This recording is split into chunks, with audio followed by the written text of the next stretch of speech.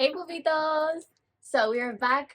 This is a long and waited video to basically tell Santiago's story on his motorcycle accident. As many as you know, Santiago is a motorcycle lover. He had two motorcycles. What type of motorcycles did you have, puppy? I had a Kawasaki Ninja and another Kawasaki, but I'm being riding since I was like 12 years old. The airplane was passing by. On October 8th, it was a Saturday. I was getting ready to go to work, and Santiago told me he wasn't going to work. He usually does work on Saturdays. Um, I was like, okay. He said his friends were going to go ride, and he got ready and left before me.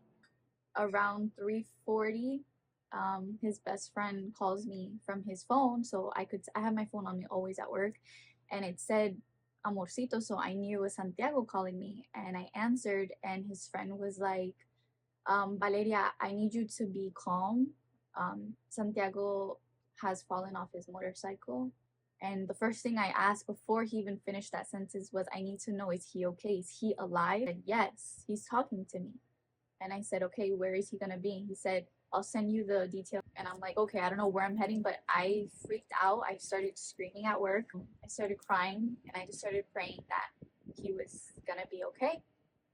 I had to call your mom and your dad, and I didn't want to be the one to give that message, and nobody was answering me. It was very stressful to be able to do that, but his mom answered me and called back, and I told her, and luckily my suegra is the calmest person ever. She does not freak out. So she was like, okay, what hospital is he in? I told her.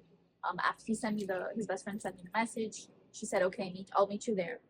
When we get to the hospital, we're the first people there. We're asking about Santiago, and they're like, oh, you have to give us a second. Can you please sit down? So we sat down, we waited an hour. Then we went again. She said, you need to hold on. He was admitted, but they're working on him. Okay. We waited 2 hours after that. Then that's when the nerves started kicking in. Why haven't they told us anything about Santiago? So I went up to the security and said, I need to know about my husband. He said, give me a second.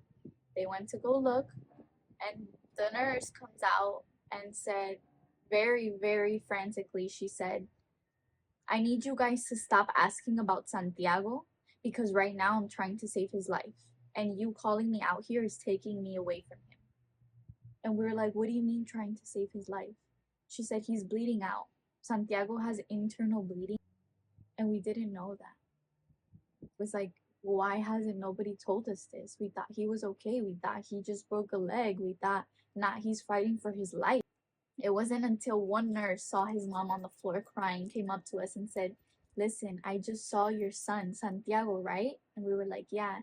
He goes, he's okay. Calm down. I'm going to. She literally snuck us in to the trauma center. And we were able to see Santiago. And he was intubated completely. And they looked like they cut him, like his clothes was completely open. His helmet was on the floor. There was blood everywhere. There was papers, like when you open all the utensils that they used. It was the trauma center, it's emergency, they're fighting against time to save his life. And they took us out, and that's when the emergency room filled with his friends, his family. Like there was a lot of us, and they called us into a room. This was the hardest part I've ever experienced. They called us into a room. It was Santiago's parents, me, his two best friends, um, and there was a neurosurgeon and there was a trauma doctor, and they go, Santiago is in very critical condition and he's fighting for his life. If he doesn't stop bleeding in half an hour, I'm going to have to open him, and that surgery, people don't survive it. So we were like, what does that mean? Like, are you telling us, you know what I mean? And then the neurosurgeon goes, Santiago has a big fracture. He has a complete spinal cord injury, and he won't be able to ever walk again. And those two at the same time kind of like destroyed us in that moment. I've never heard something so, like, we didn't want to believe it. So they said, you need to wait 30 minutes. The only thing you have left is to pray.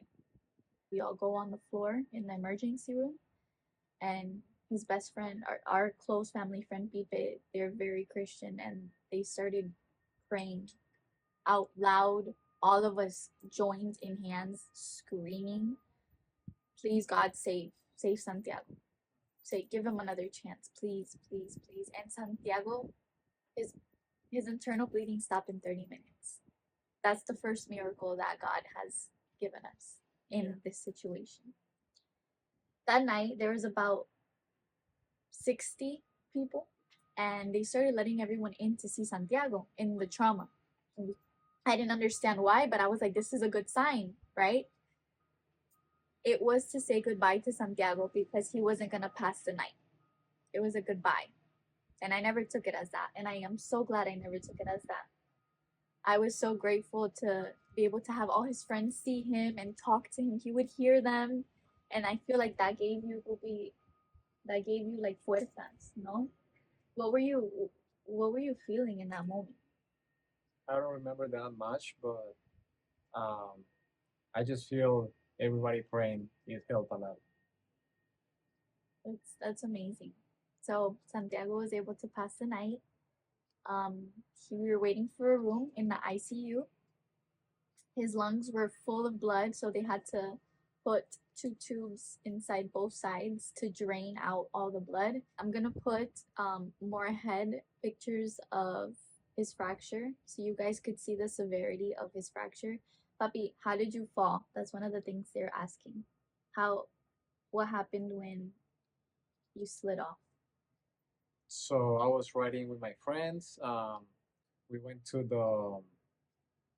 the site motorcycle shop Mhm. to buy some things, some gloves for my friends. And after we left the shop, we just went to get lunch. And I remember after we got some lunch and we ate, we just head home. And I was going home, and I was like 15 minutes away from my house, and I was making like a loop to take the turnpike. And when I was taking the loop, it was like, how do you say, Like gravel, like like gravel. sand. And it made me slid off, Hmm. and I never passed out. I remember everything. So my friend behind me, Edward, he stopped the traffic and he told me if I was okay, and I told him yes. But I told him that I couldn't stand up because I didn't feel my legs. So he called 911, and they got there, and they took me in the ambulance, and they just started me. I started asking a lot of questions, how I felt, but at that moment I didn't feel any pain. Um, I was just confused about my legs, and when we got into the hospital, they put me like a mask, and after that I don't remember anything I else. feel like it was a sedation for them to be able to put the tube inside of you. Um, Santiago was responding super well after that.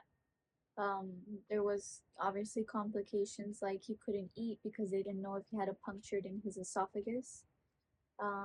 He couldn't even drink water, and for Santiago to not drink water, he drinks like 4 bottles at night. So it was super hard. We had to get a little sponge and kind of wet his lips to be able for him to feel some kind of Or hydration. or sometimes they will give me ice. Ice. It was really hard seeing him that way. He had a broken back for 8 days. They couldn't. They couldn't. He couldn't even sit up. He couldn't do. He was just flat for 8 days. Right. He had breathing complications. He had to get breathing treatments because his lungs were very, very brittle. They were very Weak. weak and full of blood still. They were draining. He was put on a very high dose of medication that would basically pass him out. Um, he had injections every so often so he didn't get any blood clots. It was very hard. So Santiago is on his road to recovery. He is going to therapies. His therapy is Almost 3 months. almost 3 months of hardcore, intense workouts. Um, he knows that he's walking by faith and not by sight, and that God is the last one that has the say in what happens to him. And I just feel I'm very proud of how positive you are. You guys have been such a huge impact as well. Santiago reads your messages, your comments, like I've said before. How do you feel about everything they send you, the comments? I feel really grateful with everybody, and like I said before, everybody praying helped me a lot. How do you feel about motorcycles after the accident? I don't blame them, Mhm. because we are who control them, right? But I don't how do you say like that? I still love motorcycles, and after my accident, I still watch YouTube videos about motorcycles and because that's like my passion, right? Besides soccer, so I don't have anything against them. We're gonna get through this, we're living it, and I just want to say thank you guys for living this journey with us because we feel very blessed to have such a huge family behind us. I hope you guys will stick along. Subscribe to our YouTube channel for sure. If you want to know and be alert when we post videos, make sure to turn on your post notifications. And yeah, until next video. And thank you, Pupi, for being here and telling your story. Thank you You're so a big much. hero. I love you. Thank you, everybody.